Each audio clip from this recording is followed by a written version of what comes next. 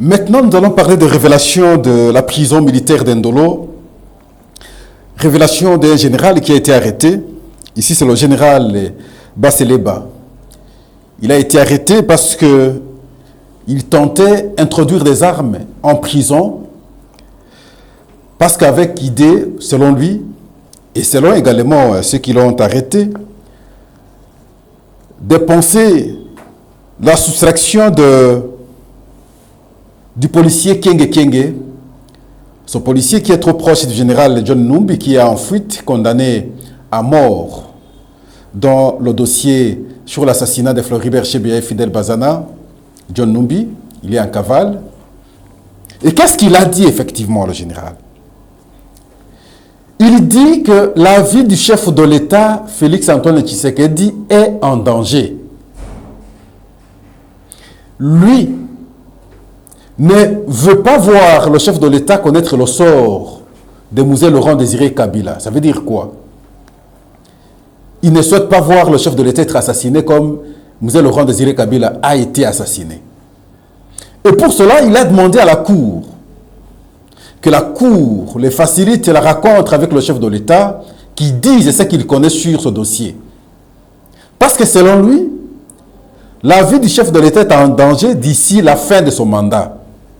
Alors, si la Cour ne va pas l'autoriser, la Cour va porter la responsabilité. Nous les suivons. Je ne peux pas accepter que ce qui est arrivé à Mouzé arrive à la Cour présidente. Lui, il a dédié le pays entre les mains de Dieu, au stade de martyr. Là, c'est autre chose. Hein? Ça, c'est le fond. La requête est la suivante. Oui. Je sollicite devant votre auguste cour une audience personnelle auprès du chef de l'État, parce que je ne veux pas que ce qui arrive à Mouzé qui arrive. Et ça, j'aimerais que lui-même puisse me recevoir.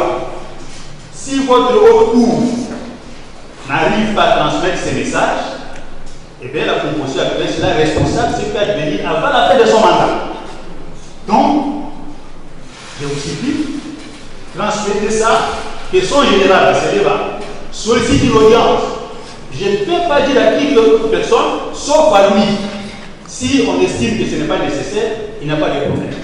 Comme vous le savez, j'ai inscrit le dossier du musée et je crois que j'ai l'obligation, le devoir de protéger les chefs de l'État jusqu'au sacrifice suprême. J'ai dit.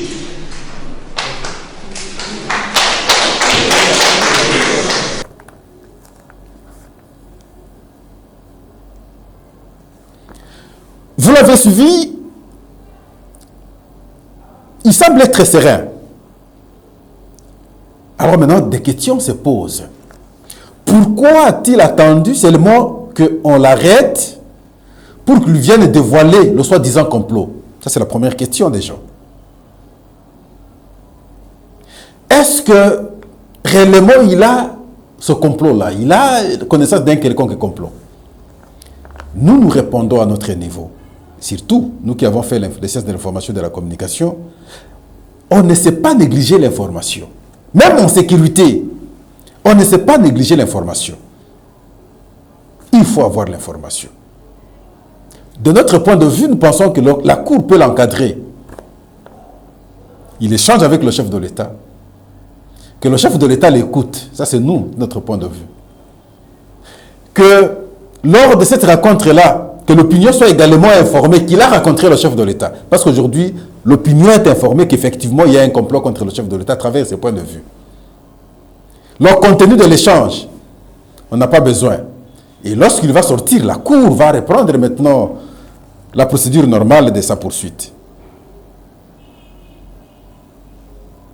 Et si elle va prendre une décision de les condamner, on va les condamner, ainsi de suite.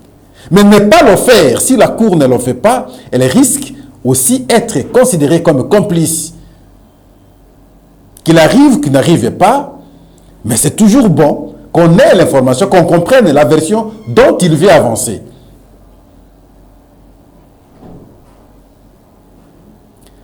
Et on comprend ici, c'est toujours le camp de John Numbi. Parce que Kenge, c'est proche de John Numbi. Lui va libérer Kenge. On suppose que Kenge et le général Baseleba et le général John Numbi sont ensemble. Qu'est-ce qui se cache? On ne peut pas négliger une telle information. On ne peut pas. Franchement, on ne peut pas négliger une telle information. Quelles que soient les conditions. Qu'il est dans une posture de distraire la cour ou tout ça, oui, peu importe. Mais qu'on l'écoute, que le chef de l'État l'écoute. Et après l'avoir écouté, le chef de l'État des services, qui va maintenant essayer de chercher l'information et découvrir si ce qu'il a avancé comme argument est vrai ou faux. Mais ne pas le permettre, c'est participer au complot, s'il existe ce complot-là.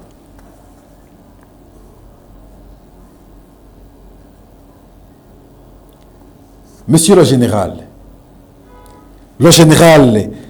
Bassaleba, vous avez une grande responsabilité maintenant. Vous avez pris un tel risque terrible. Vous avez fait une très dangereuse dénonciation.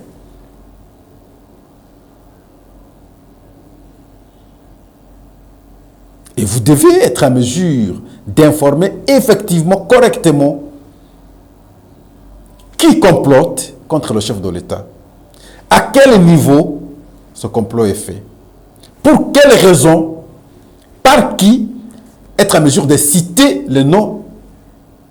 Mais les Congolais, nous allons suivre encore après, lorsqu'on va commencer à traquer les gens. Et voilà, l'état de droit. Mais l'état de droit, c'est quoi? D'un côté, l'état de droit, c'est qu'il faut respecter la loi. Le régulateur dans un état de droit s'appelle la loi. Mais lorsque vous êtes dans les mauvais coups, vous êtes dans les mauvais coups. La fois passée, nous avions connu le cas de M. Laurent Désiré Kabila. Aujourd'hui, tout Congolais regrette. Et nous avons de tels cas lorsqu'on arrête des gens parce qu'ils ont été dans tel complot. Vous serez les premiers maintenant à crier. Mais quand le général parle là, vous l'écoutez.